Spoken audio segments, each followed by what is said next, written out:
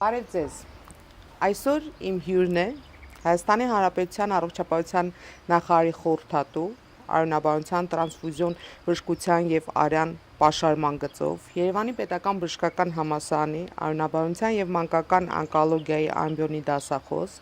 Յոլիանի անվան արյունաբանության եւ ուռուցքաբանության կենտրոնի հեմոֆիլիայի եւ տրոմբոզի կենտրոնի ղեկավար, բժշկական գիտությունների թեկնածու, դոկտոր Հեղինե Խաչատրյանը։ Երկար ասացի, չէ։ Շնորհակալ եմ, որ հյուր եք եկել ինձ։ Ես էլ եմ շնորհակալ հրավերի համար։ Ինչպես է ձեր տրամադրությունը այսօր։ Շատ լավ։ Հենց առաջի հարցս կուզեի սկսել նրանից, թե ոնց կողմնորոշվեցիք, որ պահին հասկացաք, որ ուզում եք լինել բժիշկ, եւ հետո արդեն նեղ մասնագիտացումը, ինչպես կողմնորոշվեցիք։ Ունեիք ընտանիքում բժիշկներ, շրջապատում, շփվել էիք բժիշկների հետ եւ գտել էիք, որ դա ձերն է։ Որտեղից եկավ այդ ցանկությունը, կհիշեք։ Դպրոցական տարիքից էր այդ ցանկությունը, 8-րդ դասարանից որոշեցի, որ պիտի դպրոցում ավելի հմտանամ բժշկական գիտությունների հետ հարող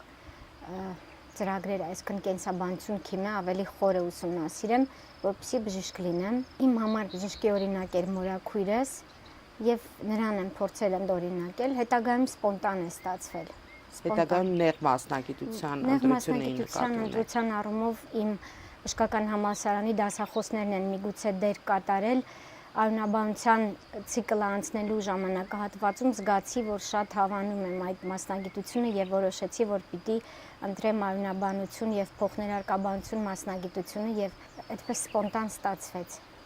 Հենց այդ փուլում գիտակցում եք բոլոր դժվարությունները, որ պիտի գային այդ մասնագիտության հետ։ Ոչ։ Ի սկզբանե որոշել էի, որ պիտի երաժիշտ դառնամ։ Մայրս ասաց, որ դու կարող ես լավ բժիշկ լինել եւ զուգահեռ շարունակել քո երաժշտական ունակությունները ավելի հմտացնել, այսինքն կարող ես եւ դաշնամուր շարունակել նվագել, բայց զուգահեռ լինել լավ բժիշկ։ Ճիշտ է, մայրը ձեր կարծիքով։ Այդ հասարակությունը կդատի։ Ուզում եմ ասեմ, երբևիցե եղել են օրեր, որ օրինակ փոշմանել եք, որ երաժշտություն չեք ընտրել։ Ամեն ուրբաթ օր աշխատանքից հետո մտածում եմ, որ ավելի թեթև մասնագիտություն պիտի ընտրեի եւ ավելի քիչ հյուծող, ավելի քիչ պատասխանատու։ Ամեն երկուշաբթի, երբ օրս նոր է սկսվում, նորից շատ երջանիկ գնում եմ աշխատանքի եւ պատրաստ եմ օրը սկսել մարդկանց հետ լսել, բայց ամեն ուրբաթ աշխատանքից հետո գիտակցում եմ, որ շատ ծանր եւ երբպատասխանատու աշխատանքի մեջ եմ։ Փաստորեն ստացվում է այնպես, որ դուք շատ հաճախ մարդկանց կյանքում հայտնվում եք իրենց կյանքի համար շատ վճռորոշ կարևոր պահին։ Ու հաճախ ստացվում է, որ իրենց առողջության հետ կապված բացասական լուրը հայտնում եք մարդկանց ու իրենց հետ այդ առաջի մի քանի շաբաթներից սկսած անցնում եք այդ ճանապարհը։ Ձեր կարծիքով դրա համար հատուկ հմտություններով պիտի մարդը օժտված լինի, որ կարողանա հիվանդին ասել, որ դու ունես այսպիսի հիվանդություն եւ մենք միասին պիտի անցնենք այս ճանապարհը իրար հետ։ Թե եթե բժիշկ ես, ուրեմն ավտոմատ ակնկալվում է, որ դա պիտի ճիշտ ձևով տրվի։ Թե մարդկային հատկանիշներն էլ են կարևոր ձեր կարծիքով այստեղ։ Երևի կարեկցանքի զգացումը այս պարագայում առաջին պլան է մղվում եւ փորձում ես ավելի դրական ռակուրսով մարդկանց մատուցել վատ լուրը եւ սկսել այն հանգամանքից, որ այնինչ որ դուք ունեք, դա բուժելի է կամ այնինչ որ դուք ունեք, դա սովորական քրոնիկական հիվանդություններին նման ընթացք ունի։ Ենթադրենք ինչպես հայտնել ծնողներին, որ նրանց երեխան ունի հեմոֆիլիա եւ որ հեմոֆիլիան ժառանգական հիվանդություն է եւ որ հեմոֆիլիան բուժելի չէ։ Դա շատ ավելի մեղմ պիտի մատուցվի եւ հետեւաբար բացատրում ես նրանց, որ բուժելի չէ, բայց հիմա կան նորագույն մոտեցումներ, կանխարգելիչ դեղորայք են ստանում, որպեսզի հիվանդները երբևէ չարյունահոսեն կամ փորձում ես նմանեցնել քրոնիկական այնպիսի հիվանդություններին, ինչպիսիք շաքարային դիաբետն է, որ պացիենտը պարբերաբար ստանում է այդ դեղը եւ նա չի ունենա արյունահոսական դրվագներ եւ դա ավելի կանխատեսելի է, այսինքն հիվանդներին ավելի մեղմ է մատուցում այն ինչ որ նրանք սպասում են քեզանից։ Ձեր կարծիքով այս լուրը առաջի անգամ իրենց ախտորոշման մասին հայտնելու հիվանդին ճիշտ է, որ հենց բուժող բժիշկը տա այդ ինֆորմացիան, թե պիտի լինեն կից մասնագետներ, ովքեր սերտորեն պիտի աշխատեն բուժող բժիշկի հետ եւ նրանք զբաղվեն դրանով, օրինակ հոգեբաններ։ Սովորաբար առաջինը այս լուրը հայտնում է բժիշկը։ Իհարկե կցվում են նաև հոգեբաններ, մենք ունենք հոգեբան, ով որ մեզ այս հարցում հաճախ օգնում է։ Աշխատում է եւ ծնողի հետ, եւ երեխայի հետ, եւ նաև հասուն բուժարուի հետ, եթե կարիքը լինում է, բայց առաջին տեղեկատվությունը հիվանդության վերաբերյալ սովորաբար բժիշկն է մատուցում եւ փորձում է ավելի դա մեղմ ներկայացնի, բայց նաև ռիսկերն ու ելքերը ավելի հստակ բացատրի, որպեսզի մարդիկ իմանան իրենց անելիքները եւ մարդիկ հասկանան հիվանդություն ունենալու պատասխանատվությունը։ Այսինքն ձեր կարծիքով ամեն դեպքում ճիշտ է, որ հենց բժիշկ է դա ասի, որպեսզի ռիսկերն էլ, հետագա ընթացքն էլ կարողանա մանրամասն նկարագրել, բայց այդպես ստացվում է, որ բժիշկը բացի նրանից, որ զբաղվում է հիվանդի հենց բուժման պրոցեսով, կանգնած է հիվանդի կողքին, նաև իր վրա վերցնում է ծանր հոգեբանական պատասխանատվությունը, այդ ծանրությունը, այդ լուրը հայտնելու, չէ՞ որ դու ես մարդ, քեզ էլ է դժվար, հատկապես եթե ծնողին ես հայտնում երեխայի մասին այդ լուրը, դա շատ է ճնշում ձեզ աշխատանքի ընթացքում։ Հաղթահարելի է ձեզ համար, թե այդ ձեր աշխատանքի դժվարին փուլերից մեկն է հանդիսանում ձեր կարծիքով։ Դա մեր աշխատանքի մի մասն է դարձել։ Մենք արդեն ավելի հմտացել ենք այդ առումով։ Կարողանում ենք հասկանալ մեր առջև ինչ տեսակ մարդ է նստած, ինչ տիպի ծնող է։ Դա մեր աշխատանքի մի մասն է։ Սովորաբար ավելի կրթված մայրերի հետ ավելի հեշտ է գործ ունենալ, քան որ խոսենք մի ծնողի հետ, ով որ ավելի բարդ կընկալի այդ ամենը եւ սովորաբար որքան ավելի հեշտ են ընկալում, այնքան ավելի հեշտ է այդ հիվանդի հետ հետագա աշխատանքը։ Կարծում եմ, որ հիվանդության մասին տեղեկատվություն նաև մարդիկ ստանում են ինտերնետից, Google-ից, բազմատեսակ վայր, հարևաններից, բարեկամներից, ընդհանուր չաթեր կան, իրազեկման բազմատեսակ կայքեր կան, որտեղից կարելի է այդ տեղեկատվությունը ստանալ, բայց առաջնային տեղեկատվության օղակը հիմնականում բժիշկն է լինում, ով որ կարող է այդ հիվանդությունը ախտորոշել։ Խոսքս չի վերաբերվում միայն արյան բարորակ հիվանդությունների կամ ժառանգական հիվանդությունների, առհասարակ ցանկացած հիվանդություն ներկայացնելուց բժշկի այդ ծանր բեռը բժշկի ուսերին է։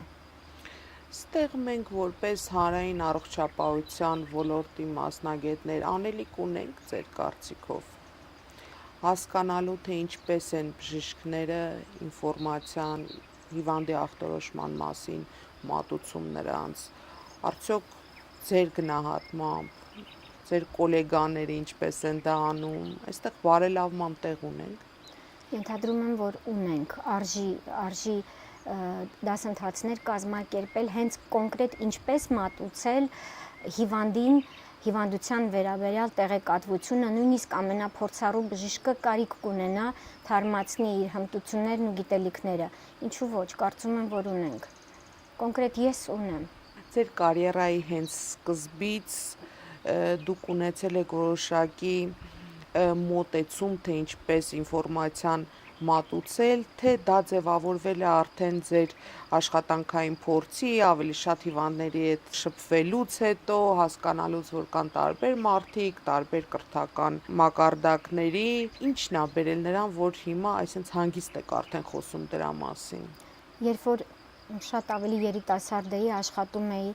որպես հերթապահ բժիշկ կառունաբանության կենտրոնում եւ շատ հաճախ էի հերթապահում, հերթապահության ժամանակ պարբերաբար ծանր հիվանդներ էին բերում եւ առաջնակի հիվանդներ էին դրանց մեջ լինում էին արդեն ախտորոշված, բայց ծայրահեղ ծանր վիճակում գտնվող հիվանդներ եւ եթե համեմատենք ներկայիս բժշկության հնարավորություններն ու 10-15 տարի առաջվա բժշկության սարերի տարբերությունն է, հետևաբար այն ժամանակ բավականին բարդ էր հիվանդի հարազատներին ներկայացնել, որ ձեր հիվանդի կյանքը մազից կախված է, այսպես ասած, կամ ձեր հիվանդի մոտ ենթադրվում է արյան համակարգիչ հարորակ հիվանդություն, ենթադրենք սուր լեյկոզ։ Իհարկե շատ ավելի բարդ էր դա ասել եւ անընդհատ մտնում էին հերթապահ բժշկի սենյակ եւ փորձում էին այդ լուրը լսել, հմտություններս թույլ չէին տալիս։ Ես անընդհատ հետաձգում էի այդ վատ լուրը եւ փորձում էի թողնել հաջորդ օրվա բուժող բժշկի ուսերին այդ բեռը, ասում էի վաղը կհետազոտվեն եւ ձեզ ամբողջական պատասխան կտան։ Ներկայումս որևէ ասելիք չունեմ, որովհետեւ դա փորձի պակասության մասին էր խոսում, որովհետեւ չգիտեի այն ժամանակ ոնց մատուցեի եւ նաեւ ժամանակներ էին, երբ որ մարդիկ բժշկի ասածը շատ ավելի սուր էին ընկալում։ Սուր, այսինքն ստուգելու տեղ չունեին, դրա համար սուր, հիմա սուր, բաց է, ագրեսիվ, հա, սուր, ինֆորմացիա։ այո, հիմա նաև ինֆորմացիան շատ հասանելի է։ Խոսեցիք իրազեկման մասին, մարդկանց, հանրության, էլի ձեր կյանքի փորձից, ձեր աշխատանքային փորձից ելնելով, կան արդյոք ձևավորված ուղերձներ, որ կուզենայիք հիմա հնչեցնել մեր հասարակության համար, ձեր ոլորտի հետ կապված։ Դուք նկատի ունեք, որպեսզի հասարակությունը իրազեկված լինի եւ աջակցի հիվանդ մարդկանց։ Դա նկատի ունեք։ Ավելի շատ երևի նկատի ունեմ, որպեսզի հասարակությունը հասկանա բոլոր այն հետևանքները, որոնք կարող են առաջանալ, օրինակ, սխալ կանխարգելման հետևանքով, սխալ իրազեկման հետևանքով, օրինակ, եթե կինը ուզում է հղիանալ, ձեր կարծիքով, եթե պլանավորում է հղիություն արդեն իսկ, որոնք են այն պարտադիր հետազոտությունները, որ կօգնեն հետագայում նրան ավելի պաշտպանված լինել հետագա բարդություններից եւ երեխայի համար եւ իր համար։ Սա որպես օրինակ եմ ասում, վստահ եմ դուք էլի կունենաք օրինակներ ուղերձների, որոնք կուզենաք, որ հասարակությունը լսի, իրազեկված լինի, հենց ձեր ոլորտի հետ կապված։ Ինչ վերաբերվում է այն հասարակական կարևոր մեսիջներին, որոնք մենք կուզենանք, որպեսզի մարդիկ իմանան այդ տեղեկատվությունը եւ իրազեկված լինեն, դա կարդիովասկուլյար պատմությունների, կարդիովասկուլյար բարդությունների կանխարգելումն է, որպեսզի տրոմբոզով, երիտասարդ տարիքում տրոմբոզով կամ երիտասարդ տարիքում արյունահոսության պացիենտները իրազեկված լինեն եւ բժիշկները նաեւ իրազեկված լինեն, որ եթե այս պացիենտը ունի կրկնվող տրոմբոզներ, ապա այստեղ մենք անելիք ունենք արյունաբանների հետ։ Սա առաջինն է, երկրորդը, որ եթե երեխան ծնվում է նույնիսկ դեռևս գտնվելով ծննդատանը եւ նա ունի արյունահոսական խնդիրներ, ունի կենսական կարևոր արյունահոսական խնդիրներ, ենթադրենք արյունամիզություն, գաստրոինտեստինալ արյունահոսություններ կամ ինտրակրանիալ հեմորաժներ, գլխուղեղի արյունազեղումներ, հետեւաբար այստեղ եւս արյունաբանը անելիք ունի եւ անհրաժեշտություն է լինում նեղ մասնագիտացված արյունաբանական թեստերի հետազոտման։ Կներեք, որ ընդհատում եմ ձեզ, այսինքն ստացվում է, որ այս ոլորտի մասնագետները, փորձում եմ ճիշտ բառեր գտնել այստեղ, մասամբ անտեսում են ձեր ոլորտի նեղ մասնագիտական կոնսուլտացիաները կամ դերը կամ կարևորությունը։ Չէ, չեն անտեսում, պարզապես լավ կլինի, որպեսզի իրազեկման մակարդակը նաև կարողանանք բարձրացնել մարզային խոշոր հիվանդանոցներում, որպեսզի բժիշկները տեղեկացված լինեն, որ եթե երեխային պատվաստում են անում եւ պատվաստումից հետո մենք ունենք փափուկ հյուսվածքային հեմատոմաներ կամ եթե երեխան մշտապես լորձաթաղանթներից ունի արյունահոսություններ, հետեւաբար անհրաժեշտ է բացառել այստեղ արյան արյունահոսական հիվանդությունները, ժառանգական պաթոլոգիաները արյան։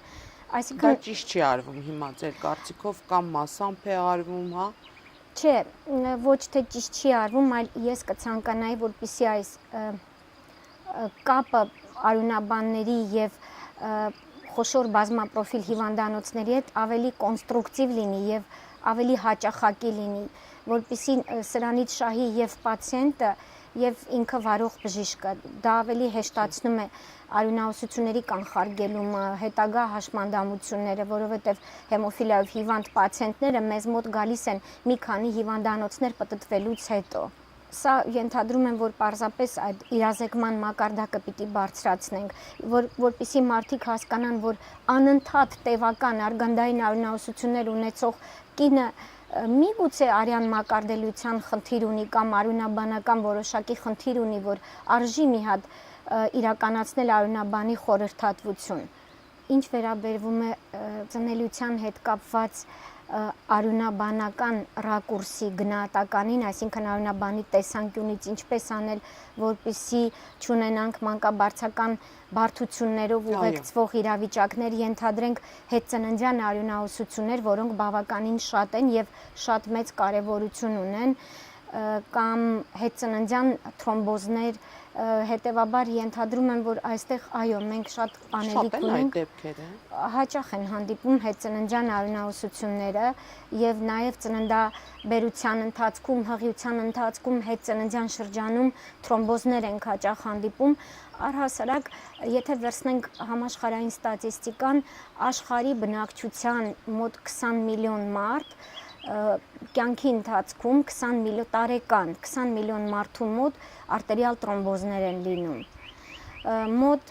10 միլիոն մարդկանց մոտ վենոզ թրոմբոզներ են լինում տարեկան, դա շատ մեծ ցուցանիշ է եւ արտերիալ թրոմբոզներն էլ գրկում են գլոբալ մահացության առաջին տեղը։ Իշեմիկ կաթվածներն ու սրտամկանի սուր ինֆարկտները դրանք արտերիալ թրոմբոզներ են գնահատվում։ Հետևաբար կարդիովասկուլար բարդությունները բավականին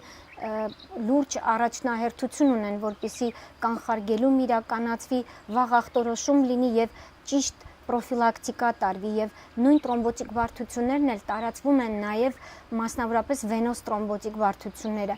Հղիության ընթացքում, հետծննդյան շրջանում մենք պիտի դրանց համար թրոմբոպրոֆիլակտիկա իրականացնենք, արյունահոսական բարդությունների կանխարգելում անենք։ Ամեն 1000 հոսպիտալացված հիվանդից մեկը թրոմբոզ է ունենում, վենոզ թրոմբոզ։ Դա շատ մեծ ցուցանիշ է։ Հեմոստազը դա, ինչպես ասեմ, չափի արվեստ է, իսկ բժշկությունը իրենից ներկայացնում է չափի կառավարման պատասխանատվություն։ Ինչի եմ ասում հեմոստազը չափի արվեստ է, տեսեք, մի քիչ ավելի քիչ հիվանդը կարյունահոսի, մի քիչ ավելի շատ հիվանդը թրոմբոզ կունենա։ Խոսքս վերաբերվում է բուժման կառավարման խնդիրներին։ Այո, այդ բալանսը ներդաշնակ պահելու համար գերպատասխանատվություն է անհրաժեշտ։ Օրգանիզմը երբեմն պաշտպանվելու համար միջավայրից, արտաքին միջավայրից թրոմբոզի է վերածվում, թրոմբոզով է պատասխան տալիս։ Այդ դուք խոսում եք հիվանդություններից, որոնց համար գենետիկ ֆակտորը, ինչպես հասկանում ենք, շատ կարևոր է։ Եվ մեր հասարակությանը երևի թե ճիշտ կլիներ ինչ-որ ձևով իրազեկել հենց հղիության պլանավորման ընթացքում։ Ինչ կարելի է անել, ինչ հետազոտություններ պիտի անցնեն, որ վստահ լինեն, որ երեխան կլինի առողջ եւ չի ժառանգի այդ հիվանդությունները։ Գիտեք, հեմոֆիլիայի պարագայում, եթե ընտանիքում կա հեմոֆիլիա հիվանդություն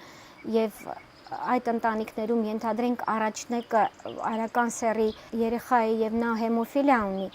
հաջորդ երեխաների պլանավորման գործընթացում ծնողները վախենում են, որովհետեւ կարող է նորից արական սեռի պտուղ ունենալ, որը նորից ունենա հեմոֆիլիա։ Այս պարագայում շատ ավելի ճիշտ կլինի, որպեսզի նախապես կազմակերպվի, որ ծնվեն աղջիկ երեխաներ, որպեսզի տղաներ չծնվեն, սովորաբար մայրերը կրող են։ Հեմոֆիլիան X-ով շղթայակցված հիվանդություն է կոչվում, այսինքն մայրերը կրում են եւ փոխանցում են իրենց տղա երեխաներին եւ ծնվում են հեմոֆիլիայով հիվանդ տղաներ։ Տղաներից ծնված տղաները չունեն այդ հիվանդությունը, բայց տղաներից ծնված աղջիկները նորից կրող են։ Հետևաբար հեմոֆիլիայով կրող ես, ներեցեք էլ ընդհատեցի ձեզ, եթե դու կրող ես, դու գիտես, որ դու կրող ես, ինչ որ ձևով դա արտահայտվում է։ Դա գիտեք, կրությունը կարող է դրսևորվել եւ դրա մասին կասկած լինել, եթե այդ ընտանիքում արդեն կա հեմոֆիլիա։ Եթե այդ ընտանիքում հեմոֆիլիա չկա, ծնողների մտքով անգամ չի անցնում, թե ինչու իրենց աղջկա մոտ դաշտանային ցիկլը տևական է կամ ինչպես ենթադրել, որ դա կա։ Ամեն դեպքում հեմոֆիլիայի պարագայում նախապես կարելի է պլանավորել, որպեսզի ծնվեն աղջիկ երեխաներ կամ հղիության ընթացքում անտենատալ դիագնոստիկա անել եւ դա ավելի կանխատեսելի կդարձնի գենը շարունակելու այդ գործընթացը։ Բայց այն դեպքերում, երբ որ արդեն տղա երեխա կա, ով որ ունի հիվանդությունը, ուրիշ տարբերակում մենք չենք կարող նախապես խոսել սրա մասին, պլանավորել, չկա որևիցե հետազոտություն, որ զույգերը պիտի անցնեն, որ հենց առաջնեկն էլ առողջ լինի։ Դե եթե այդպես լինի, ուրեմն զույգերը պիտի ամբողջ էկզոմի կամ ողջ գենոմի հետազոտություն անցնեն, որպեսզի պլանավորեն ընտանիք, բայց չեմ կարծում, որ դա եւ բարձր արժեք ունի եւ դրա նպատակահարմարությունը չեմ կարծում, որ խելամիտ է ավելի։ Սովորաբար դա